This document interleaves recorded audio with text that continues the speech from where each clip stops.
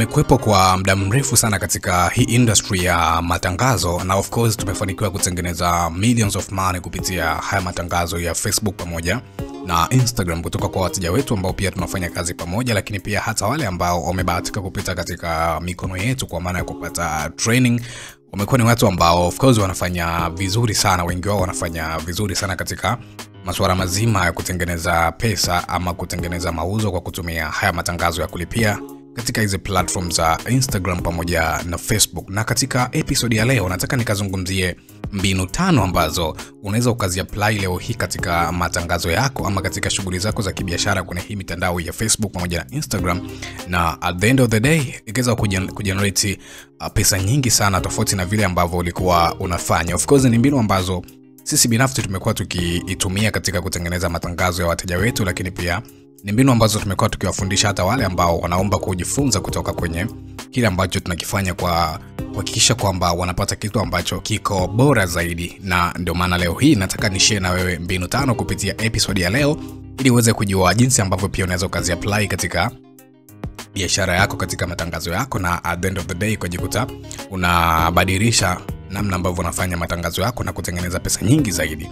Kitu cha kwanza ambacho of course kinafanya vizuri sana kwenye haya matangazo ni kutumia videos kutoka kwa wale watu ambao tayari wameshapata huduma zako. Tunazitaga user generated content. Yani kama let's say unauza dawa, badala ya kuweka zile ads kwa maana ya picha na video kwenye matangazo yako ambazo zinahusu bidhaa yako, wewe kuwa unatumia zile picha ama video za watu ambao tayari walishapata hiyo huduma na wakapata matokeo. Yani wale watu ambao wanakuwa wanakusemea sasa badala ya wewe kusema kuhusiana na bidhaa yako. Hii tunaitumia sana kwa watu wengi ambao wanafanya matangazo, especially yale matangazo ya dawa na matangazo mengine ambayo of course yanahitaji watu wapate mrejesho kutoka kwa watu wengine ambao wametumia hiyo product ama hiyo service, and then inakuwa ni vizuri zaidi. Kwa hiyo hii ni mbinu ya kwanza ambayo imetengeneza millions of money kupitia matangazo ambayo tumeweza kuyarun, na ni mbinu ambayo of course inafanya kazi kwa kila industry. Haijalishi unauza nguo, unauza viatu, unauza electronics ama unauza dawa. Hii idea inafanya kazi kwa kitu chochote ambacho unaweza kukiuza katika hii mitandao ya Facebook pamoja na Instagram. Kwa hiyo ni number 1. Unaweza ukaichukua and then ukaiapply katika namna ambavyo unafanya matangazo yako, na hakika itaenda ikafanye vizuri zaidi kwenye hayo matangazo ambayo unayafanya. Kitu cha pili ni offer plus agency combo. Yani nazungumzia yale matangazo ambayo unaweka offer and then inakuwa ni ya muda mfupi. Let's say kuna baadhi ya vitu ambavyo ulikuwa unaviuza kimoja, unaweza ukaamua let's say labda kulikuwa kuna PC and then kuna stendi, ukaamua kwamba okay, leo hii natoa laptop pamoja na stendi kwa bei hii hapa, ambayo ni punguzo kutoka kwenye hii bei, and then hii ina deal itakuwepo labda ni kwa siku ya leo tu ama itakuwepo ndani ya wiki moja tu.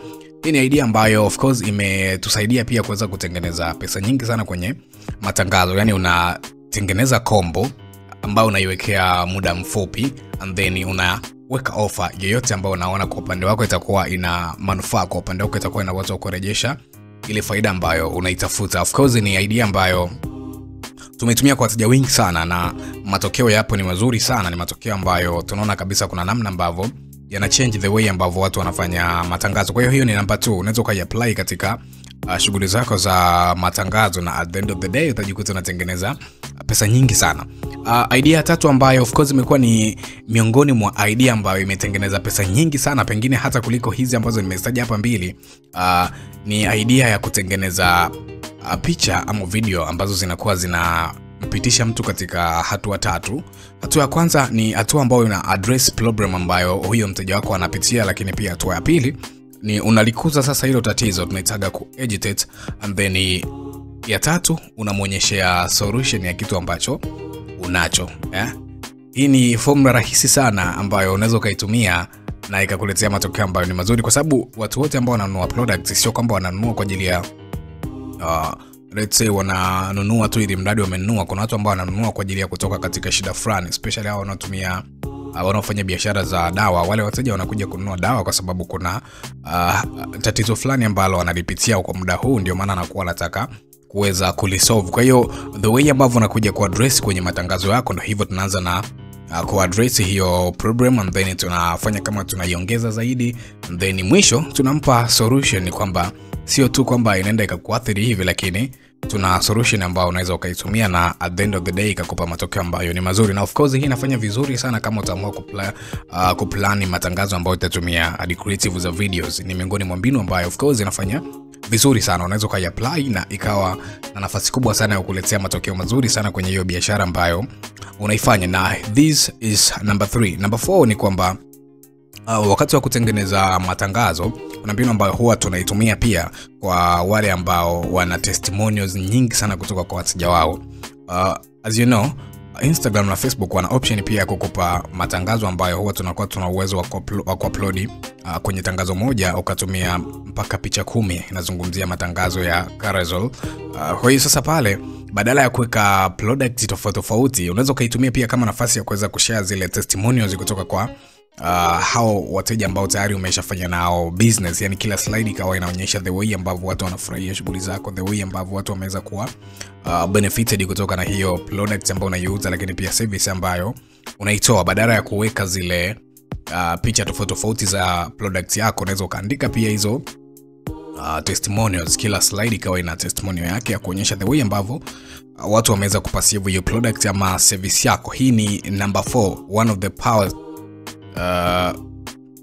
ideas katika kutengeneza matangazo ya Facebook pamoja na Instagram. Na mwisho kabisa, miongoni mwa kitu ambacho watu wengi wanakiogopa lakini kuna namna unaweza kukifanya na kikakupa matokeo ambayo ni mazuri, ni kutumia matangazo ambayo yanakuwa yanaonyesha before and after. I know Instagram na Facebook kuna namna huwa wanazingua sana kwa sisi ambao tunataka kutumia hizi za before and after, lakini haina maana kwamba uwezo ukaitumia.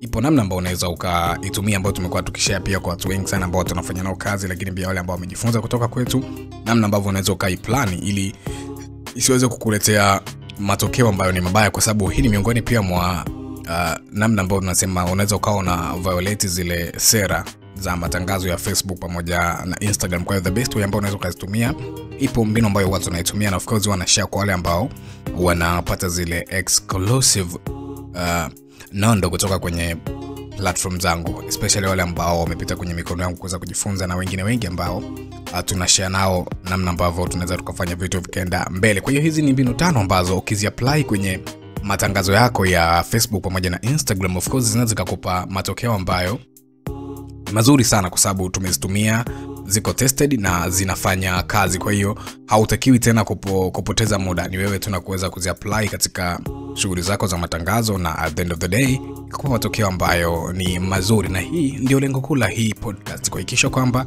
inakupa kitu ambacho unatakiwa kukitumia na kikiweza kukuletea matokeo ambayo ni mazuri sana kwenye shughuli zako za matangazo. Kwa hiyo kama una ndugu, jamaa, rafiki ambaye unahisi hii podcast inaweza kuwa na msaada mkubwa kwake, usisahau kushare naye, lakini pia usisahau kuniachia comment yako katika upande wa comment hapo.